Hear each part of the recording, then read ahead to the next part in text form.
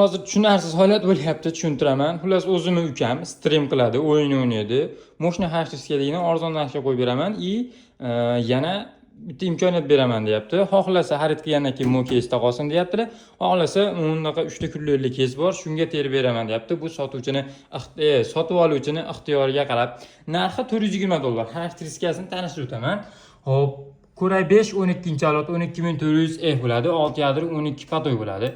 16 GB operatikasi bor, 512 GB SSD xotirali bilan jihozlangan, video kartasi ham GTX 1050 Ti 4 GB lik bemalol Case2 shunga o'xshagan o'yinlarda o'ynasalar ham bo'laveradi, yaxshi FPS beradi. Xo'p, o'zim ukam o'shatgandagi streamer, ya'ni stream qilardi. Hozir ancha budjet yig'ib boshqa kompyuter yig'diryapti. Xo'p, mayli bonusiga dedi bitta bunaqa bundan ham moshni bitta RGB yonadigan klaviatura qo'shib beraman zo'ridan deyapti. Batafsil ma'lumotni izohga yozib qo'yaman. Tanishib, aloqaga chiqib olasizlar. O'zbekistonga yetkazib beramiz. 3 oy servis garantiyalari bilan.